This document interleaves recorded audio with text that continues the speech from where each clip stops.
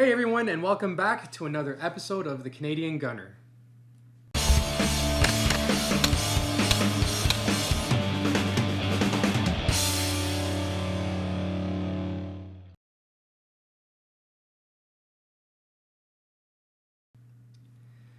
Being a pretty consistent competitor in the States, I received a few questions on how I'm able to legally cross to the US with my firearms, like is it hard to apply?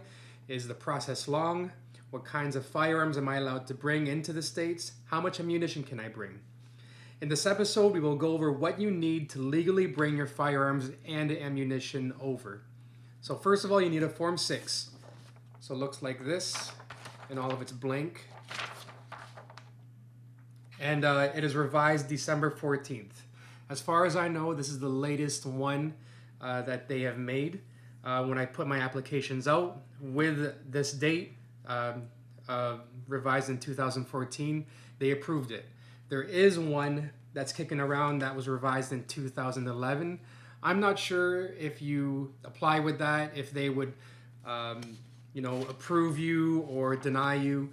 I'm not sure. I have never tried it. Now here it is. I've blacked out a few things because I don't want to release that information, but it has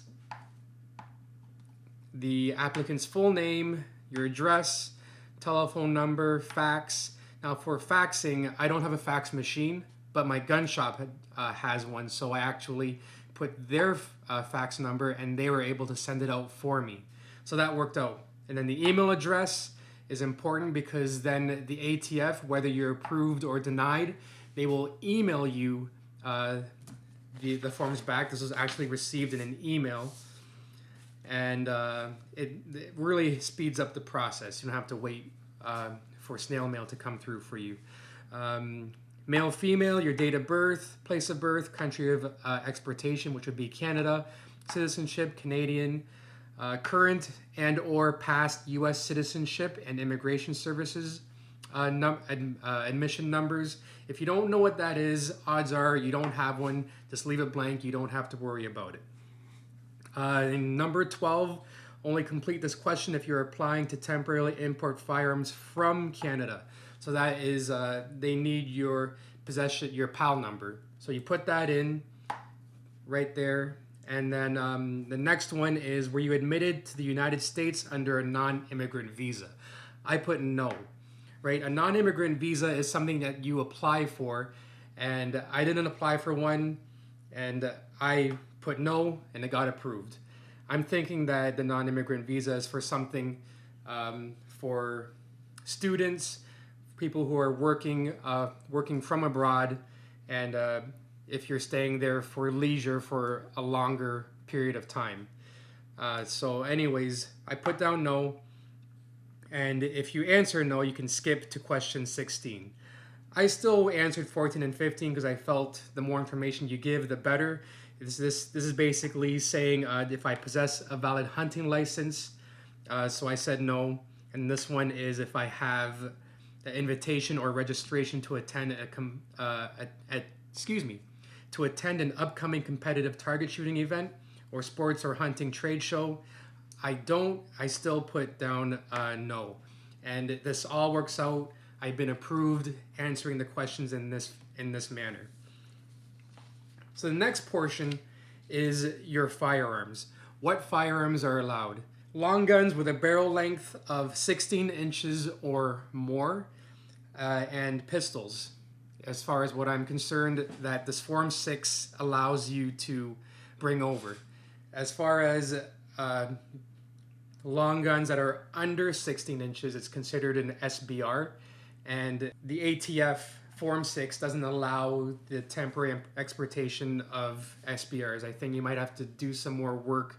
I don't know what kind of extra forms you have to fill out, but I know for sure that with this Form 6, you can't crossover with an SBR. So anything under 16 inches isn't allowed except for the pistols, of course. Anything over, you're good to go. So here are the three firearms that I have. My CZ, and then my Beretta, and my Daniel Defense. What it says in this category is name the address of the manufacturer. Name and address of the manufacturer. I didn't put the address. I just put down CZ and then Czech Republic. That was good enough for them. It's good enough for me. The next category, the type. So it says rifle, shotgun, pistol, or revolver. Mine's a pistol. The caliber 9mm. What's the model? The CZ SPO1 Shadow. Barrel length, overall length. Information you can find on the internet or you can measure it yourself. The serial number, and then the firearms registration number, which for us is for the restricted firearms. So you need to put that down there for them to know. The next one is the Beretta. So again, no address. I just put down Beretta in the USA.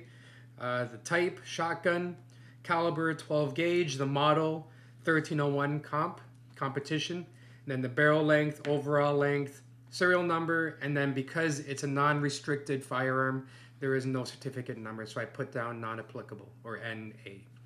The third one is Daniel Defense, my long gun, the rifle. So I put down a caliber 5.56, the model AR-15. Barrel length is 16 inches, and the overall length is 32.25. Again, you can find that online. Serial number, and then because it's a restricted firearm, we do have to put down the certificate number. All right, so for ammunition, so I do hand loads, and there's always some sort of way. It's very finicky with getting the information right. You have to make sure it's clear for the ATF to understand, and especially for the Border Patrol to understand when you cross the border and hand them this form. So what I did is it says name of address of manufacturer. Again, I didn't put the address down. I put down just for my hand loads on my pistol. I did hand loads by my name.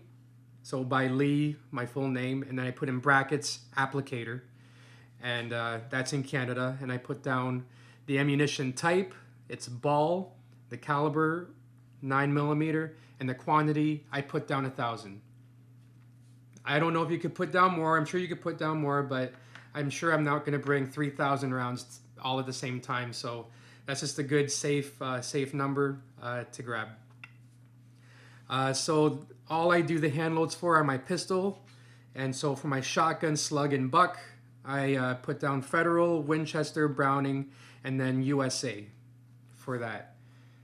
So that 12 gauge quantity 1,000.